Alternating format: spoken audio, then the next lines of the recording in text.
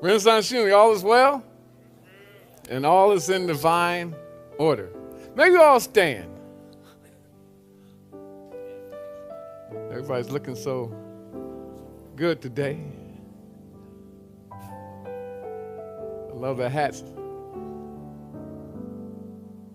I want us to just declare something, but let it come from a place of deep within our soul. Can we do that this morning? Just bring it up from a deep well. Repeat after me. I am a well of strength and spirit. I carry legacy. I birth light. I pour love. I am born of love. I am blessed by wisdom. I am bold with purpose. And I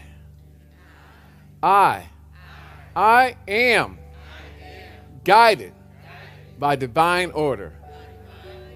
Amen. You may be seated. Happy Mother's Day to everyone who's a biological mother, a grandmother, a bonus mother, a godmother, a big sister, an auntie, a spiritual nurturer. We say, Happy Mother's Day. We honor you and we salute you. Your voice is one that's given us instruction, lessons for living, lessons on how to love and how to be lovable too, you know. You can't just love without being lovable, can you? Think about that. That's pretty deep, isn't it? But mothers have a familiar voice, don't they? That stays with you for a long time, many days, months, years. That loving voice of mama. That's what I call my mother. It was always mama. To the very end, it was always mama. Mothers speak to us before we're out of the womb. Mothers pray for us before we're out of the womb. But sometimes a mother's voice is love, but it comes from a place of tough love. I love you, but. Can you say but? I love you, but. You better fix your face. Why? Because I said so. Now don't make me come across this room. And you better start acting like you got some. Maybe we got the same mother.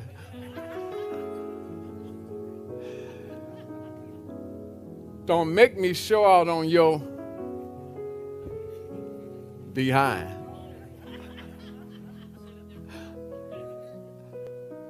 And the classic line,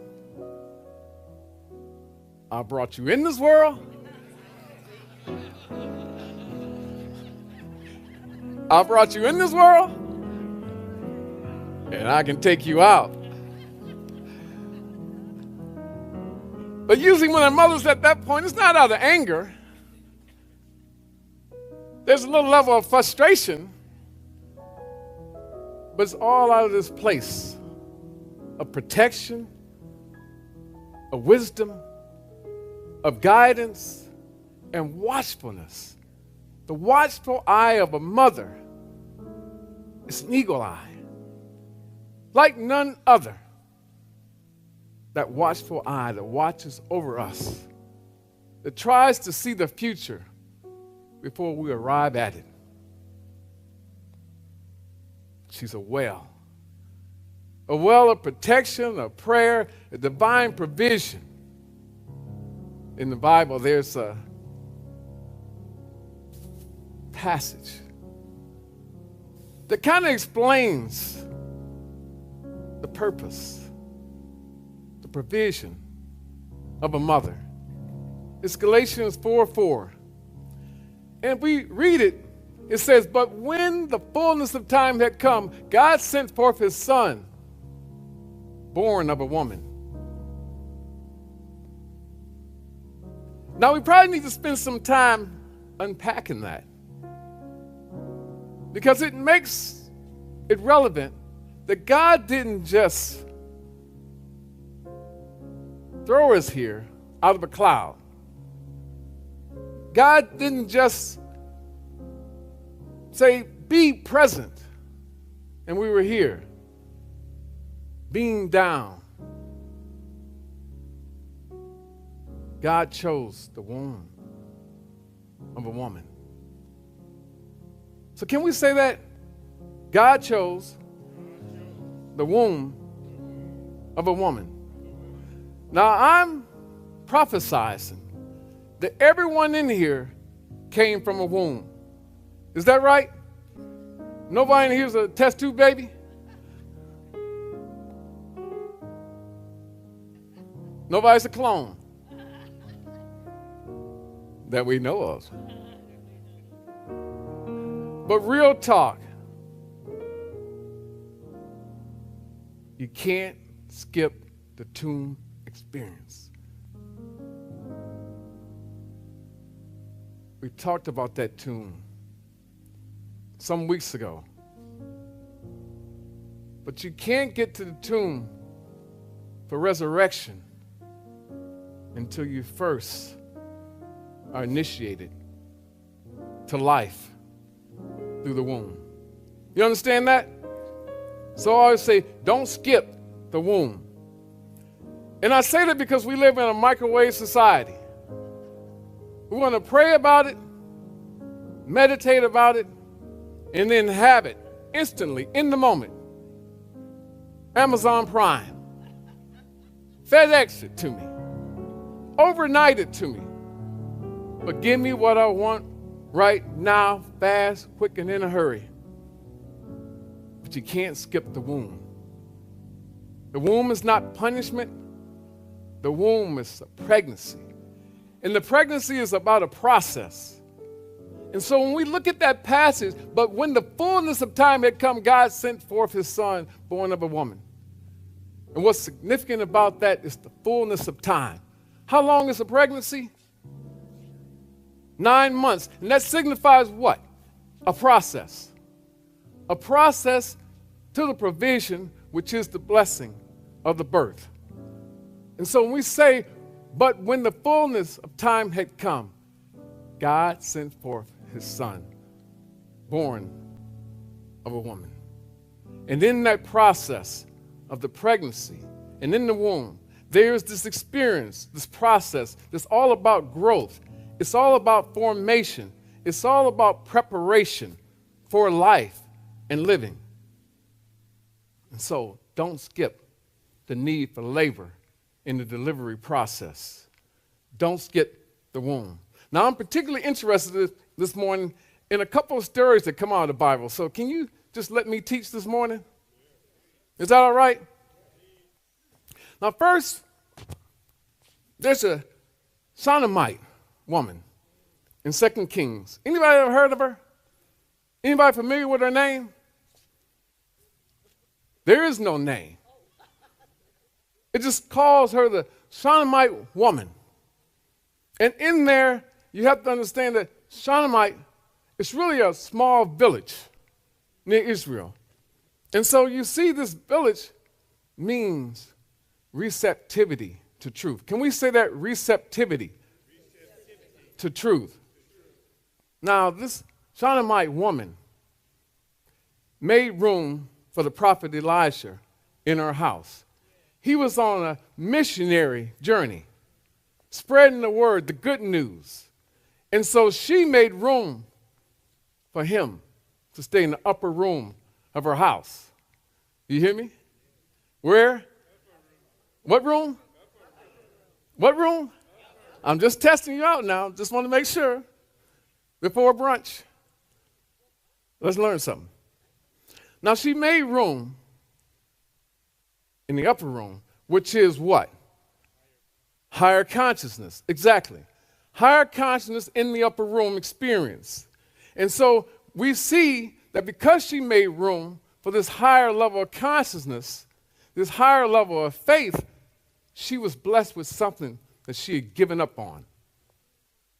Doctors had told her, you can't have a child. But because she made room in the upper room of consciousness and a higher level of thinking, she was blessed with a child. Anybody know the name of that child? No name given. How do you have a scenario, Brett, where you have a woman of significance in the Bible, stories told, but they don't give her a name? She births a blessing, no name. Anybody here ever felt invisible? Unseen, unheard?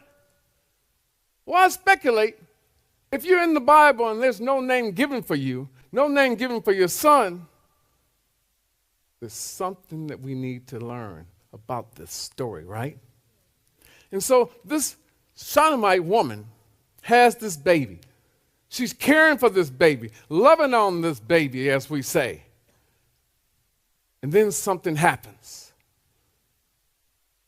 The baby becomes lifeless, breathless, gone. Split second. Was the child gone? There's tension here. There's curiosity here. Because the baby is lifeless, breathless. And she's holding this baby, her baby, in her arms. She's hoping for the best. All she can say is, this is my baby. This is my baby. She's there. She has every reason to just collapse, every reason to cry, every reason to curse. But she didn't. She declared, it is well. 3 words. They said, how is your son doing? She said, it is well. That's all she said. Out of all the things that she could utter, the words that she could speak, all she said is, it is well. Why is this declaration so powerful? It's the question that we need to toy with today.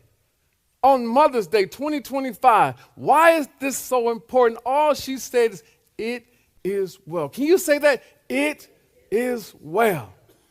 Can you say it like it really is well? It is well. Any mothers out there had a scenario or situation with your child and all you had to do was throw up your hands and say, Lord, help me. Help my child. But she declared, it is well. And see, what's significant is 3 things about this. She didn't speak what she saw. She spoke what she knew. And what she knew is that faith brings you out of darkness. She refused to align with her fear, the facts, or the finality of the situation as it appeared. Number 2, she carried the crisis into a higher place, a higher level of consciousness. She went to the upper room with that child and said, I have a higher level of thought. And then the 3rd thing, she prophesied, predicted, proposed wholeness in the face of loss. A spiritual defiance. You ever had to defy the odds? Had a situation where it looked like you're going to take a loss. We say take an L. But she said, no, not my child. It is well. It is a stance, a spiritual stance, a declaration of interpersonal experience. It's an inner well. Can we say inner well? It's an inner well that lives within us. Even when the facts seem like we're broken, our faith can go to a higher level. We breathe, believe, it is well. Breathe, believe, it is well. It's a process. Say it with me. Breathe, believe, it is well. Breathe, believe, it is well. It is well. It is well. Now, what does this have to do with the person sitting out there today? What if you're a male today? What if you're not a mother? But what if you are a mother? What if all of us have this feminine capacity within us? And because we have that, we have this ability to move out on the facts and faith it into existence. So some of you today may be thinking that that dream is dead. The calling, the joy of the relationship is over. But really, you're just out of alignment. Has your mother ever told you, you're out of line? You're out of line. What you're doing, what you're saying, you're out of line. And in our community, that means you're out of alignment with the word, the will, the way of the Almighty, the mastermind. And so we see her, Shunammite woman, in this situation, but move into the upper room of consciousness and new life occurs. A resurrection happens. And if you go from that situation into one of Hagar, anybody know who Hagar is? Raise your hand if you know who Hagar is. So I need to teach. I need to unbutton my coat and just teach. Hagar, if you recall, Hagar was a servant. And I'm not going to say the names of who she worked for because it's irrelevant. It'll give them too much airtime. But Hagar was a servant. Serving a husband and wife. The wife was barren, couldn't have kids. And so she had her servant sleep with her husband. Somebody say scandal. Somebody say scandal. You know if she's sleeping with that husband, that's a scandal waiting to happen. But she does it because the wife says, I want to have a kid. And so she has the kid. It's a surrogate. The surrogate is a surrogate until your service is no longer necessary. And so as the child got older and the father showed love for the child, that wife said, it's time for you to go. And there's Hagar with her son in the wilderness with nothing but doubt and despair of being in the unknown. Hagar in the wilderness with the child. Hagar rejected, hurt, evicted. But there you see her in the wilderness. She puts her child down by a bush, and she begins to do the only thing that she knows how to do, which is pray.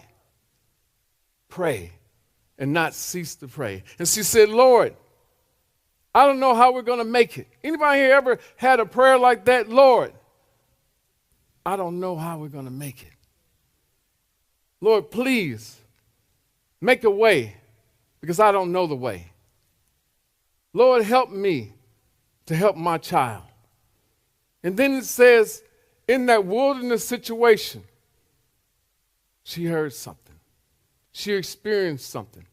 And she looked ahead. And in Genesis 21:19, it says, then God opened her eyes. What did God do? And she saw a well. A what? Then God opened her eyes, and she saw a well of water. Now let's go into this well. Can we go into the well?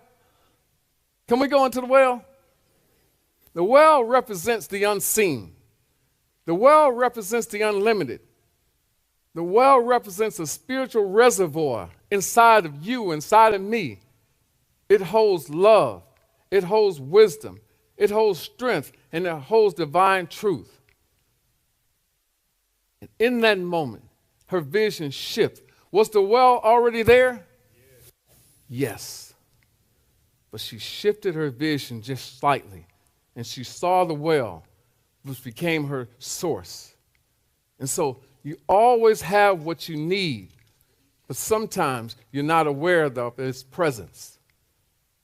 So motherhood is that well at work. Why? Because mothers pour from a place that no one sees. They declare healing when the body is hurt, when it's injured. You've heard the saying, everything's going to be all right. Mama going to make it all right. Mama going to kiss the boo-boo. And that's what mothers do.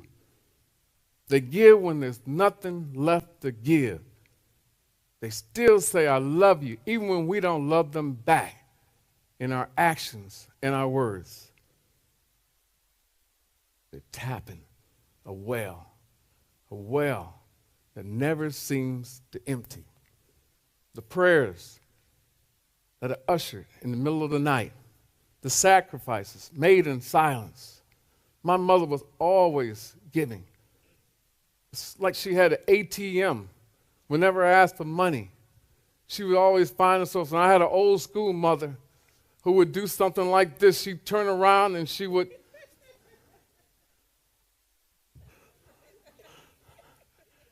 and all of a sudden I had money. But I also remember her sacrifices. Easter, going shopping, buying all of us clothes, but never buying herself anything. The sacrifice of a mother. I didn't come from a rich family. I guess we were classified as living in poverty, Daddy. But all I remember is sometimes Mama would make the excuse of why she wasn't eating. She said, oh, Mama not hungry. But I later came to learn that we didn't have enough. Well, she wanted to make sure that we had enough. I had a sacrificing mother, and I had a praying mother too. Yeah. And if you can relate to that, can you just make some noise? Just give your mother a round of applause. Yeah.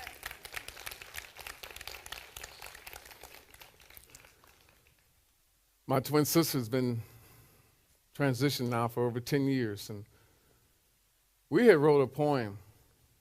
It was after my mom had passed. And we didn't get a chance to finish it, but I finished it about 2 days ago. I took liberties and said, I'm going to take what we wrote together and finish it.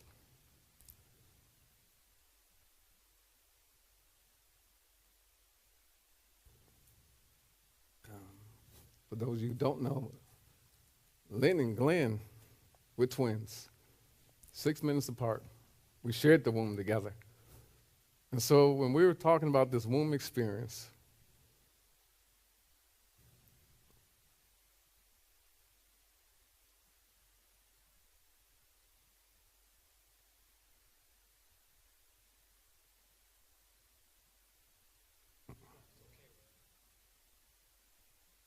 when we started writing this, and my mother had been gone for about 11 years, I didn't think Lynn would be transitioning thereafter.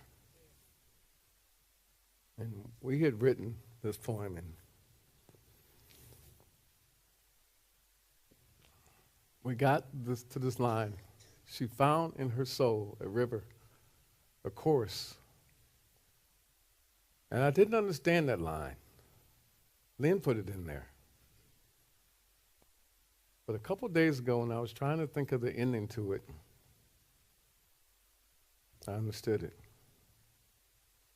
Because she understood the well that mothers give from. And if you know my twin, Lynn, every week she borrowed money from me. She was a nurse at the University of Michigan. Made good money. I'm like, how in the heck are you broke on a Thursday and you're making good money, she'd give it all away. She'd just give it all away to our sister, our brother, our nieces, our nephews. Can we read this together? Because I think it captures the essence of mothers. She cried in the shadows, but heaven still heard. A whisper, a weep, yet God caught every word. No crown on her head, no title to claim, but still she rose up in Spirit's great name. Not seen by the world, not seen by the source, she found in her soul a river, a chorus. Thank you, Mother, heart full of grace. You are like none other. No one could ever take your place.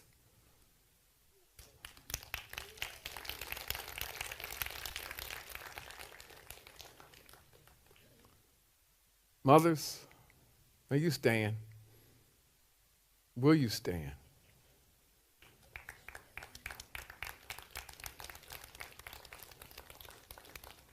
Now, I'm interested in more than just the biological mothers like I started off. If you've been a godmother, if you've been an auntie, if you filled in the gap as a teacher, as a nurturer, please stand.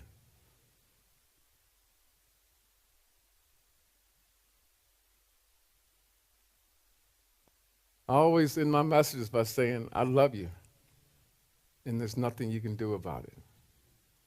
But I want you to know that today that comes from a place of knowing that you are the womb. You're the womb that served as a well. You're that well.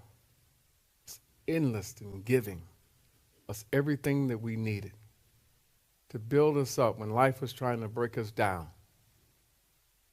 You're the joy on our worst day. You're the fixer. You the I can do it. I must do it. I hear your soul, your heart, your energy. In all situations, you had to stand up and say, I can, I will, I must. Because you knew the cadence of life, the cadence of motherhood that wouldn't allow you to be tired and sit down and sleep. You kept saying, I can, I will, I must. I can, I will, I must. Let's say it together. I can, I will, I must. I can, I will, I must. Thank you for your unyielding spirit to give and to love. We love you. We love every woman in here for your gift of motherhood that you spread to us every day. Can everybody stand and join me in an affirmation?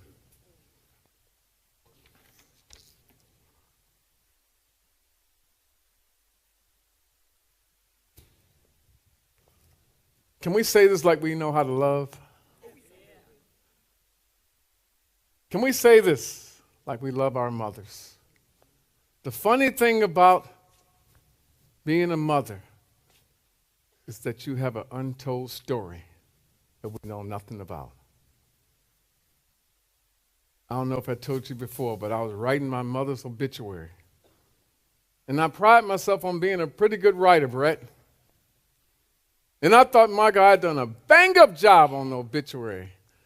And then my big sister came to review it. Raise your hand, big sister. And Debbie told me that there's some things you didn't know about our mother. See, our mother had grew up in the South, the segregated South. And her mother was a single mother. Her mother met a man, and that man made her make a decision between her two daughters. I only want to take care of one. That's what he said. So you got to choose. She chose my aunt. So my mother was raised by her grandmother. It's trauma. All kind of mental things that occurred in that process. My mother ended up migrating to New York. This is Debbie telling me this. After I thought I did a great job of writing that obituary, Debbie said she met a man in New York, and they had a child. And at 6 years of age, this irresponsible man didn't pay the bills. In New York's winter temperature, sub-zero temperatures, that baby died. Traumatic experience. They eventually divorced. She moved to Detroit and had us. The trauma of a mother that goes unspoken. All I knew is that there was something different about my mother, because it could be the dead of winter, Michael, and my mother would have this thing called nerves. Anybody heard of the nerves? Maybe it's just my neighborhood, but they used to say she got the nerves. And she used to start just running through the house and running outside in the cold weather, trying to get her mental faculties together to come back into the house and give us what we needed. And so I understand that every mother in here has an untold story of what she had to sacrifice in the journey of motherhood. So I appreciate all the untold stories, all the untold sacrifices that you've had to endure. Let's say our affirmation. I am a well of sacred strength. I honor the mothers who built me. I honor the love that lives beyond me. Amen.